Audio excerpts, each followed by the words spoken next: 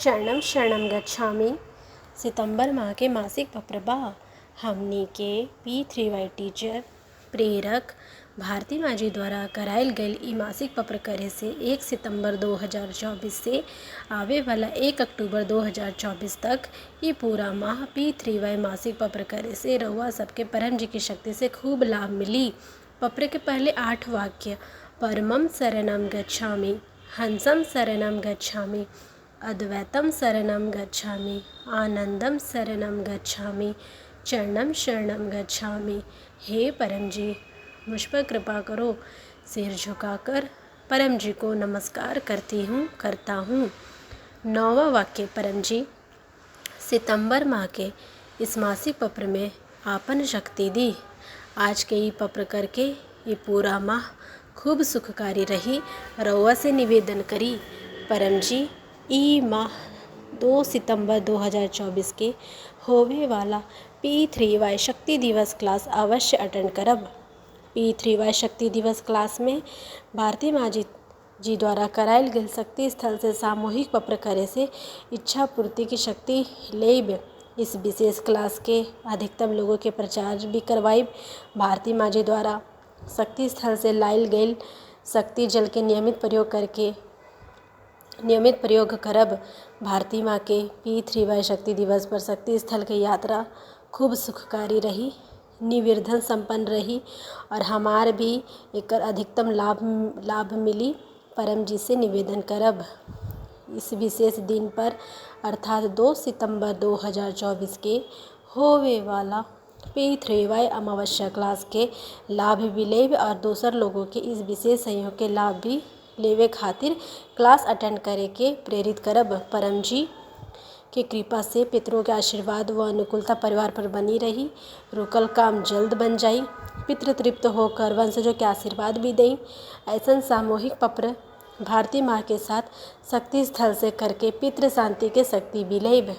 यह माह आवे वाला गणेश उत्सव के अधिकतम सुखकारी बनावे खातिर 7 सितंबर 2024 से 17 सितंबर 2024 तक होवे वाला सभी P3Y गणेश उत्सव क्लासेस परमधाम में आके और ऑनलाइन माध्यम से अवश्य अटेंड करब।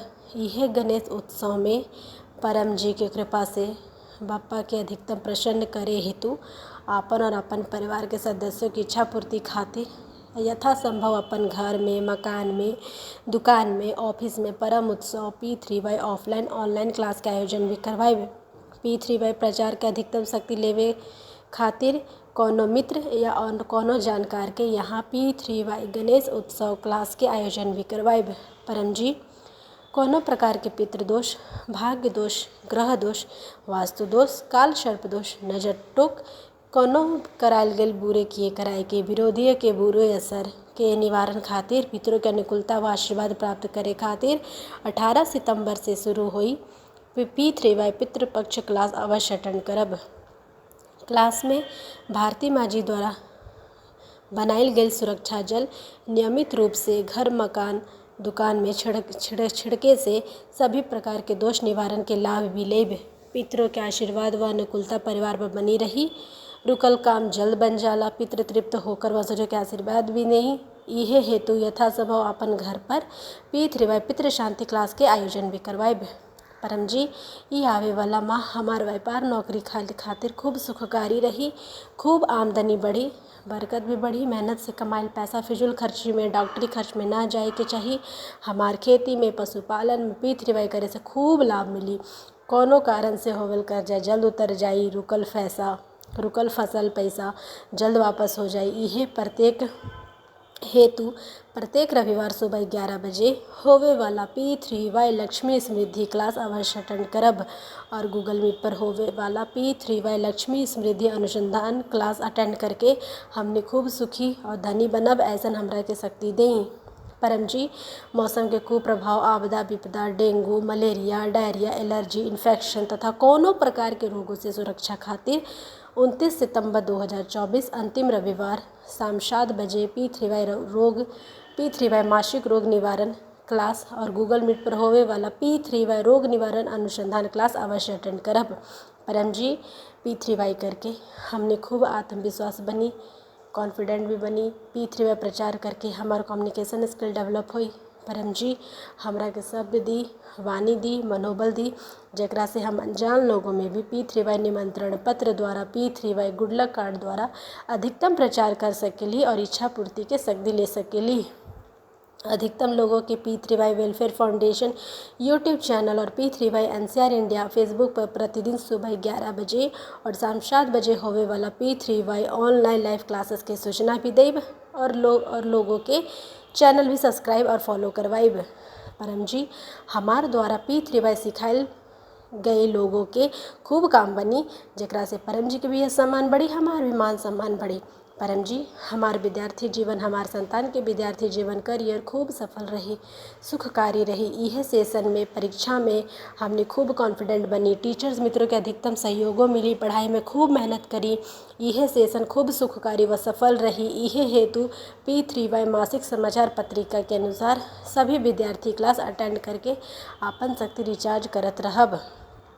5 सितंबर 2024 शिक्षक दिवस पर परम जी और भारती माँ के धन्यवाद स्वरूप अपन P3Y अनुभव ऑडियो वीडियो बना के सुनाकर प्रचार के शक्ति भी लेब। सितंबर माह में आवे वाला सभी उत्सव, P3Y मासिक शिवरात्रि, P3Y पूर्णमासी क्लास, P3Y एकादशी क्लास व अन्य उत्सव क्लास P3Y करके खूब सुखकारी रही। रउआ से निवेदन करी सितंबर माह 2024 के सभी सुंदर अनुभव धरोहर डायरी में भी लिखब और P3Y अनुभव वीडियो बना के ग्रुप में शेयर करके आपन प्रचार के शक्ति भी लेब। परम जी रउआ कृपा से अगस्त माह बहुत ही सुखकारी रहल बीतल बा, एकरा खातिर धन्यवाद परम जी, धन्यवाद परम जी, धन्यवाद परम जी। परम जी नियमित P3Y करके इस सितंबर माह पिछले माह से भी अधिकतम सुखकारी रही, हमारी इच्छा पूर्ण करी। 10वां वाक्य, इच्छा पूर्ण होते ही पकड़ में भेंट राशि जिस भी करेंसी में आप कमाते हैं स्वयं निश्चित करें, परम जी को दूंगी दूंगा, 1 लीटर जल चढ़ाऊंगी, 1 फूल चढ़ाऊंगी चढ़ाऊंगा। 11वां वाक्य, इच्छा पूर्ण होते ही पकड़ में इस माह 11 नए व्यक्तियों को किसी भी माध्यम से P3Y सिखाऊंगी सिखाऊंगा। परम जी से निवेदन करब इस सितंबर माह के रउआ और हमार सभी सुखद इच्छा जल्द पूर्ण हो। चरणम शरणम गच्छामि।